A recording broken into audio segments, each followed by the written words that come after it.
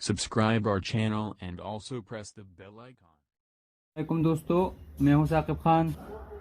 10 ampere और 20 ampere charger में जो रजिस्टर लगते हैं और जो आईसी लगते हैं वो किस लिए लगते हैं और वो कितना वैल्यू का लगाना चाहिए इसमें।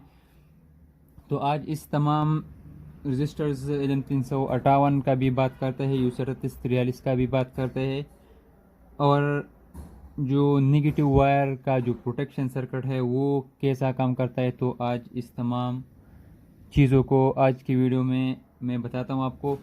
तो वीडियो को लास्ट तक लाजमी देखें और अपना फीडबैक भी कमेंट में बताएं और आने वाले वीडियो के बारे में भी बताएं कि किस टॉपिक पर बनना चाहिए आने वाला वीडियो।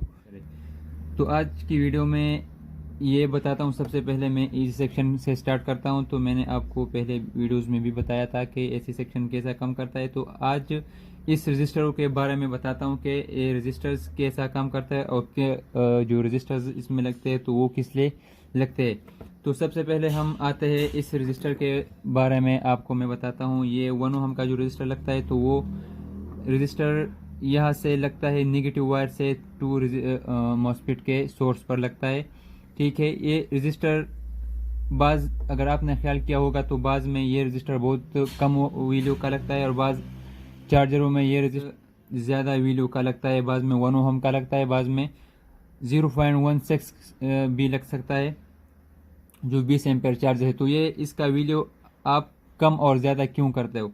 तो ये वैल्यू कम और ज़्यादा करने की वजह ये कि ये वैल्यू चॉपर ट्रांसफार्मर की छोटे और बड़े पर मुअस्सर होता है कि ये अगर चॉपर ट्रांसफार्मर आपका छोटा है तो फिर आप ये इस रजिस्टर का वैल्यू इसको बड़ा लगाते हो, 1 ओहम लगाते हो या इससे 1.5 ओहम लगाते हो। और अगर इस चॉपर का वैल्यू कम है, बड़ा है सॉरी, तो फिर आप ऐसा करते हो कि इस रजिस्टर को कम लगाते हो ताकि इस चॉपर को जो एम्पेयर जाता है तो इसको ये बैलेंस करता है। इस रजिस्टर का दूसरा काम ये भी होता है, अगर आप 20 एम्पेयर में 1 ओहम का रजिस्टर लगाते हो और 20 एम्पेयर चार्जर अपना वोल्टेज बिल्कुल ठीक देता है, 14 वोल्ट देता है, लेकिन जैसे ही आप इसको चार्ज पर लगाते हो तो ये अपना वोल्टेज ड्रॉप कर देता है। तो वो वजह भी इस रजिस्टर का वजह होता है। जो 1 ओहम का रजिस्टर होता है यहाँ पर जो नेगेटिव वायर से मॉस्फेट के सोर्स पर लगता है तो वो भी इस रजिस्टर का वजह होता है। तो इस रजिस्टर का वैल्यू को आप फिर एडजस्ट कर सकते हो अपने हिसाब से, कम कर सकते हो जब तक आपका चार्जर वोल्टेज जो आगे चार्जिंग स्टार्ट ना करे। ठीक है, इसको आप डायरेक्टली शार्ट नहीं कर सकते हो सोर्स से। तो ये अगर आप इसको डायरेक्टली शार्ट करते हो तो फिर एम्पेयर जो है वो बहुत ज़्यादा सोर्स को मॉस्फेट को मिलेगा और आपका मॉस्फेट शार्ट भी हो सकता है। ठीक है, फिर हम इसके बाद इस रजिस्टर के बारे में आपको बताता हूँ। जो रजिस्टर पॉजिटिव वोल्टेज से डायरेक्टली आईसी के पिन नंबर 7 पर मिलता है तो ये रजिस्टर ज़्यादा ओहम का होता है। 100 के ओहम से बढ़कर और 100 ओहम से लेकर बढ़कर इसमें लग सकते हैं 500 ओहम तक, 500 के ओहम तक। ठीक है, तो इससे पॉजिटिव वोल्टेज जैसा ही आप स्विच लगाते हो तो वोल्टेज डायरेक्टली U3743 के पिन नंबर 7 पर मिलता है एक बार। तो U3743 स्टार्ट होता है तो फिर इसके बाद इस ट्रांसफार्मर के थ्रू जो डायोड लगते हैं तो इसके थ्रू इसको चार्जिंग स्टार्ट होता है। U3743 को वोल्टेज सप्लाई होना स्टार्ट होता है। ठीक है, तो ये इसमें ये इसलिए लगता है। अब इस डायोड के भी बारे में आपको कहता हूँ। जो डायोड यहाँ पर एक डायोड तो इसलिए लगता है कि इसको ये वोल्टेज U3743 को ट्रांसफ़र करता है। और जो दूसरा हर एक चार्जर में अगर ख्याल आपने किया होगा तो यहाँ पर ये एक डायोड रजिस्टर लगता है, एक कैपेसिटर है, एक डायोड है और वो डायरेक्टली आता है। जो इनपुट दो पिन होता है, एक नेगेटिव से डायरेक्ट शार्ट होता है और दूसरा जो ड्रेन से कनेक्ट होता है तो वो इस दोनों के साथ जो है वो जुड़ जाता है। तो ये किस लिए, तो ये वोल्टेज जो है यहाँ पर जो ज़्यादा फ्रीक्वेंसी की वजह से इम्बेलेंस पैदा होता है इस चॉपर के अंदर। यहाँ पर 80 के हर्ट्ज तकरीबन, बाज़ में ज़्यादा भी हो सकता है कम भी हो सकता है, लेकिन 80 के हर्ट्ज जो फ्रीक्वेंसी यहाँ पर बनता है तो इसको यहाँ पर इसकी वजह से जो वोल्टेज पैदा होता है तो वो उसमें अनबैलेंस को जो अनबैलेंस आता है तो इसको बैलेंस करने के लिए ये डायोड कैपेसिटर और इस रजिस्टर को इस्तेमाल किया जाता है। ये हर एक चार्जर में लगते हैं और बाद में ये डायोड भी थोड़ा गर्म होता है तो वो हर एक चार्जर में गर्म होता है, क्योंकि यहाँ पर जो ज़्यादा फ्रिक्वेंसी पैदा होता है, तो इस फ्रिक्वेंसी को बैलेंस करने के लिए ये सर्किट, ठीक है, इसको इस्तेमाल किया जाता है। हम बात करते हैं पिन नंबर 1 का। पिन नंबर U3843 के पिन नंबर 1 पर 7.65 वोल्टेज यहाँ पर पैदा होता है। तो इस वोल्टेज को अगर हम कम करते हैं तो कम करने से इस जो U3843 का जो आउट से जो पल्सेस निकलता है मॉसफेट के गेट पर, तो ये पल्सेस कम होता है। तो इस पल्सेस के कम होने की वजह से हमारा आउटपुट वोल्टेज वो कम होता है, ठीक है। तो इसको कम करने के लिए, तो इसलिए ये यहाँ पर इसको अप टू कपलर इस्तेमाल होता है। तो अप टू कपलर के थ्रू इसको ग्राउंड से, इस पिन नंबर 1 को ग्राउंड से शॉर्ट किया जाता है।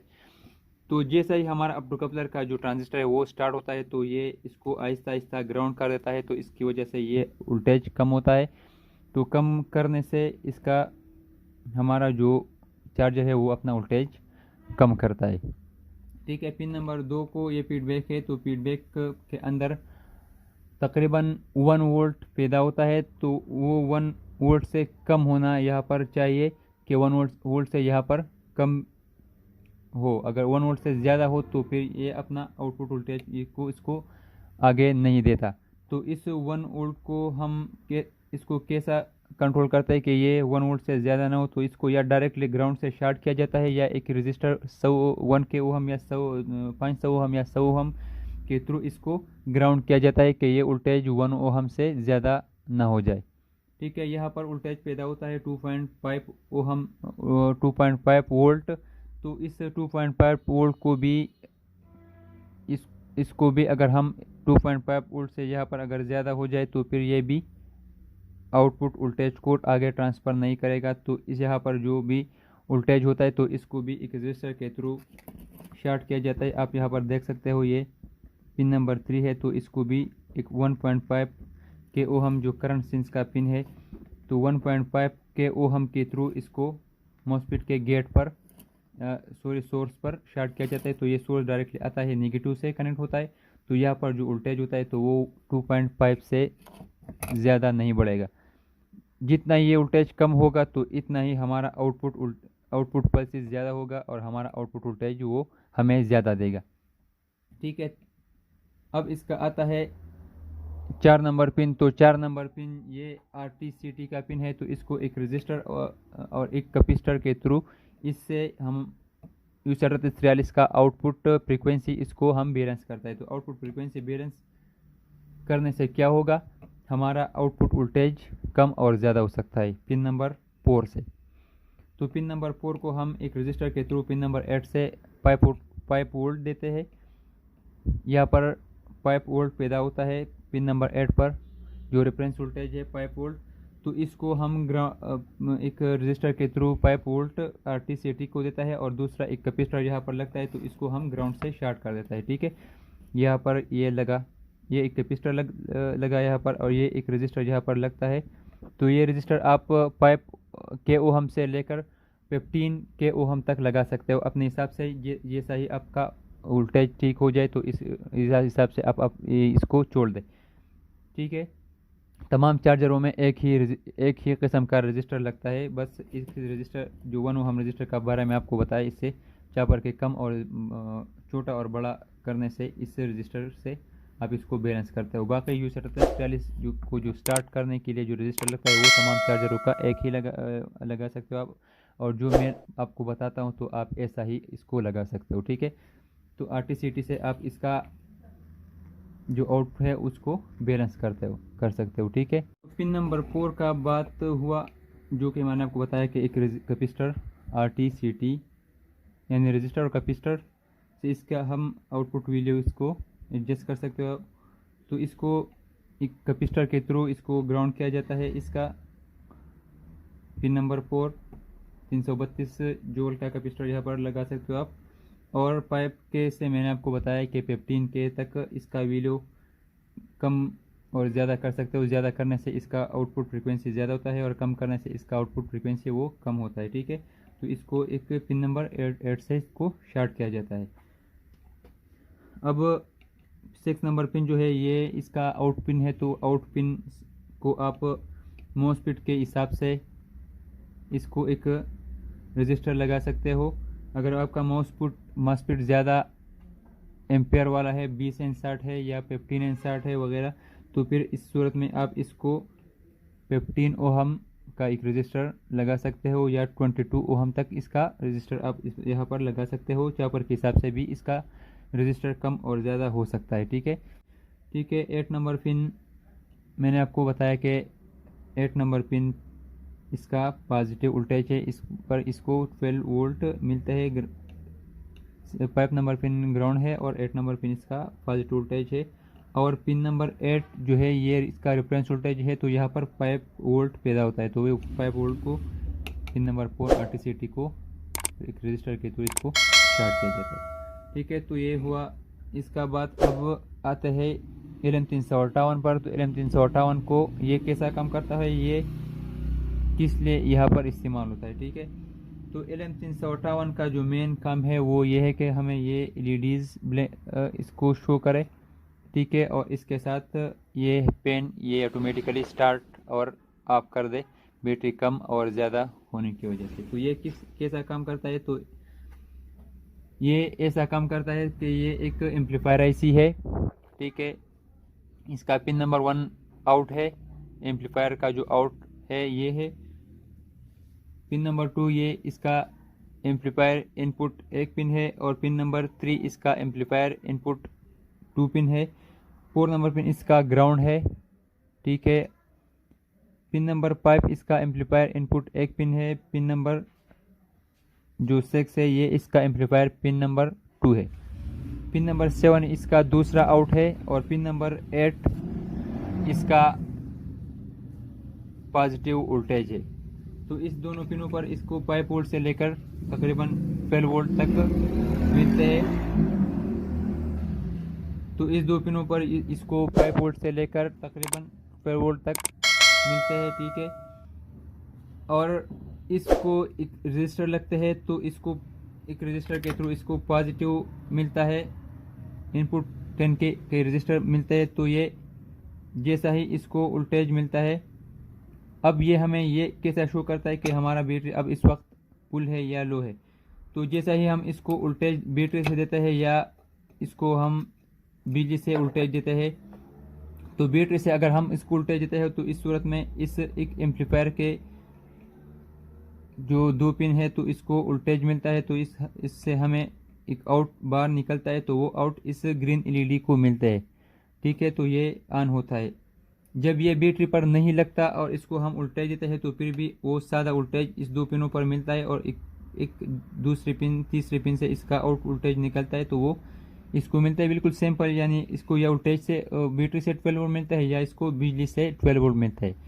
ठीक है, तो अब जो हम जैसा इसको बैटरी पर लगाते हैं, तो ये ग्रीन LED को ऑफ करके रेड LED ऑन करते हैं और हमें पेन भी स्टार्ट करना शुरू हो जाता है। ठीक है, तो ये कैसा काम करता है, तो वो इस सूरत में काम करता है कि जब हमारा बैटरी का वोल्टेज 10 वोल्ट होता है या इससे ज़्यादा होता है, यानी चार्जर के वोल्टेज से कम होता है। फॉर एग्जांपल चार्जर का वोल्टेज हमें शो करता है 13 वोल्ट, और बैटरी का वोल्टेज जब हम जब चेक करते हैं तो वो हमें शो करता है 10 वोल्ट।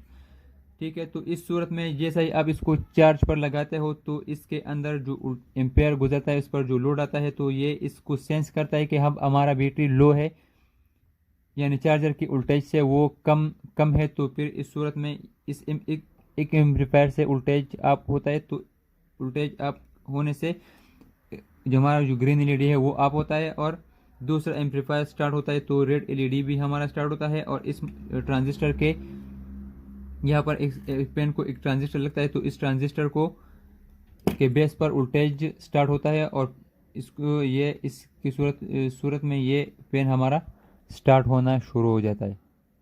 ठीक है, ये LM358 का वर्किंग प्रिंसिपल है। इसके बारे में मैं आपको दूसरी वीडियो में इंशाल्लाह डिटेल से बताऊंगा, क्योंकि आज का वीडियो ये बहुत लंबी हो जाएगा फिर।